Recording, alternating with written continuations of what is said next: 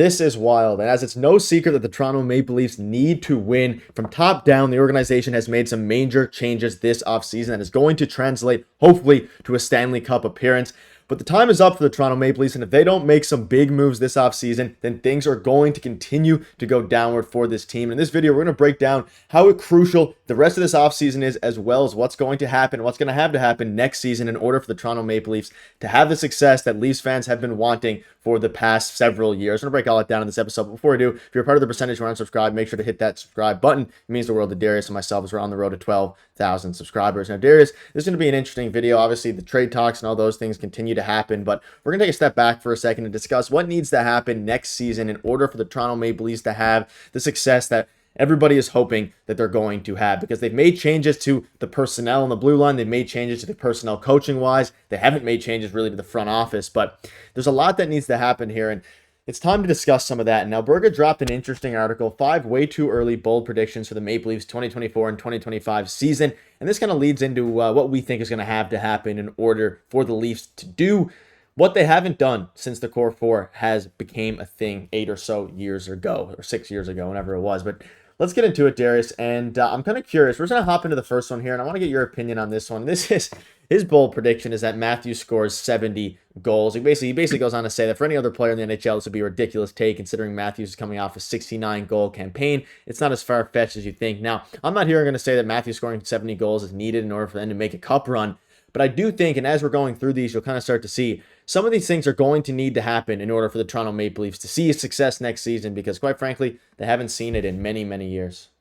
Yeah, and when you look at Austin Matthews, I don't know if that's a bold prediction. I think it could happen. He scored 69. He was one off last year, so I don't know if that's a bold prediction, but to do it back-to-back seasons would be impressive, because he hasn't done that yet, right? He has 2 60-goal seasons under his belt, but he hasn't done it in back-to-back seasons. So it would be impressive for sure. And to say that I'm expecting it, I mean, at this point, he's an elite goal scorer. He's the best goal scorer in the league.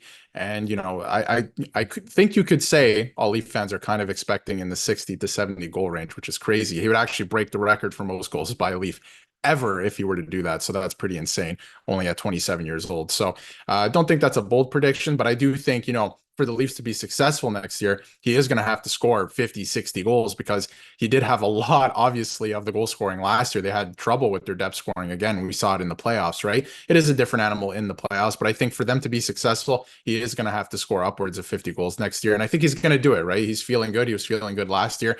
There's no real reports of any, taking a step back or anything like that, or any surgeries or any injuries. There's nothing like that. So all indications point towards, will he score 70? It's definitely possible. He's one off last year and he missed some time because of injury too. So when he gets hot, he is the best goal scorer in the league. He's the best goal scorer in the league anyway.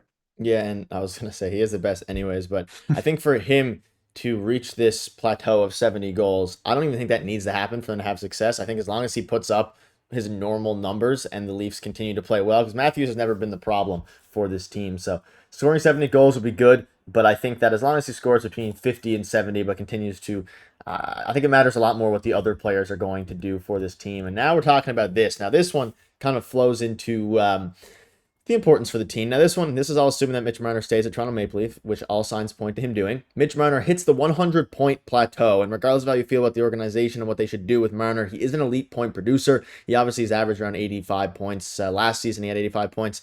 Now if he's fully healthy, 100-point plateau for Marner. And I think that if this one does happen, this could definitely be important. But again, none of this matters if he doesn't perform in the playoffs, which he hasn't been able to do. But again, this is his hot take. So Marner hitting the 100-point plateau could... I don't know if it's likely. I would say that it's definitely possible, but I feel like given all the distractions this upcoming season, I'm not entirely convinced about this one really being close to happening. Well, the one thing that's been lost in all the Mitch Marner hype and all this is, he's never gotten 100 points, be it, the asterisk is he got 99 one year, right? So he is right there. But I think something happens to a player, and we saw it with Nylander last year and multiple other players over the course of the last, whatever half century of the NHL, that, in a contract year, they play well, right? So I see Mitch Marner coming out and he's going to have a crazy season, maybe 120 points or something. I do believe he's going to go off this season. Like you said, it doesn't translate to the playoffs. We see it every year, but if he, is able to figure it out under Berube, that's going to be huge. And Anyway, I mean, I think he's going to have an amazing season. I can see that happening, and I think the joke up until now is kind of the Cole Caulfield thing with the Habs, where he's the best 50 goal scorer to never score 50 goals. This guy's the best 100-point scorer to never score 100 points, and I think he's going to finally do it this year because it's a contract year. He's playing for that money, right? Maybe he ends up being a Maple Leaf. Maybe he gets an extension. We don't know what that looks like yet. It looks like he's going to be with the Leafs next season, and I think he's going to go off. He's going to have a really good year. So I could see that one happening for sure. Okay, agree to disagree on this one. I'll have to see how he does. I mean, I think he's definitely capable of it. I just don't know how he's going to be able to perform given all the distractions. And maybe even if he gets traded at the deadline, depending how that translates. But it is contract year, and players tend to play for their money pretty good here. And this one, I think, is could definitely happen. And this one's Matthew Nye scoring 25 goals. We discussed that in a video at some point, either earlier on in the week or upcoming, regarding Matthew Nye and how he is going to be the guy who really could break out for the Toronto Maple Leafs next year and how a contract should get done. But I think for Matthew Nye, it's very obvious he's going to break out soon. A contract extension should get done soon. And I could see, I mean, he had 15 last year. I could see 25 happening pretty easily this upcoming year. Again, another guy who's in his contract year, and I think he's going to take a step because when he first came in, right, it was kind of towards the end of the season and into the playoffs. And yes, he showed out. He was playing very well, but you don't really get that full experience of an NHL season. He got that last year, and I think at times he struggled because he was trying to keep up with, the NHL schedule, which is much different than college hockey where he was playing before in the NCAA. And obviously playing the pressures of playing on a first line with Mitch Marner and Austin Matthews, right? So I think he struggled at times. I think he's going to take a step next year. A big step, and I could definitely see him scoring 20, 25 goals, something like that, because he finally has the experience. He knows what to expect. I'm sure he's working on, conditioning, all these things, and his skills. Obviously, like I mentioned in that video that we did, a contract year, and we see flashes sometimes from Matthew Nye, at least I do, in play, in games sometimes, where I'm like, wow, if he can really hone that and, keep working at that, where he can get comfortable at doing it all the time, because I think there is a little bit maybe not anxiety in his game, but he doesn't know what to do in certain situations yet. But as he gets more comfortable, I think it's going to take a major step, and he's still really young too, right? So I'm not worried about this player, and I think he's going to take a big step this year, and he's going to have to if he wants to play in the top six.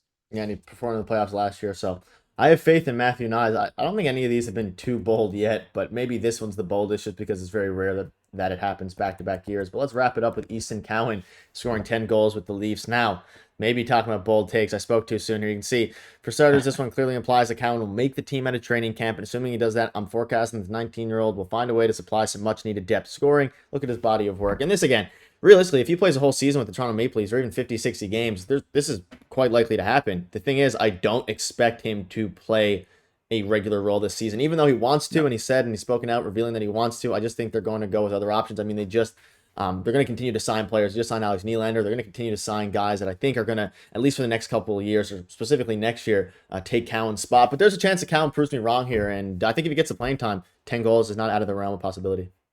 No, I don't think so. At his age and his skill set, I don't think it is. But I think he's going to run out of games because I think he's only going to play the 9 games before they send him back to the London Knights, because I think that's the most, most likely scenario in this, because everything I've seen over the last couple of years and, looking at junior hockey and all that stuff, I think it's very unlikely he stays with the team, right? He still has to refine his defensive game, and there's not much for him to learn in the OHL. We've talked about it, right? But unfortunately, he can't go to the AHL, and I don't think he's quite ready for a full season of the NHL. So I don't see this player sticking around past the 9 games. I think it would be very difficult for him to score 10 goals in 9 games, so it's probably not going to happen.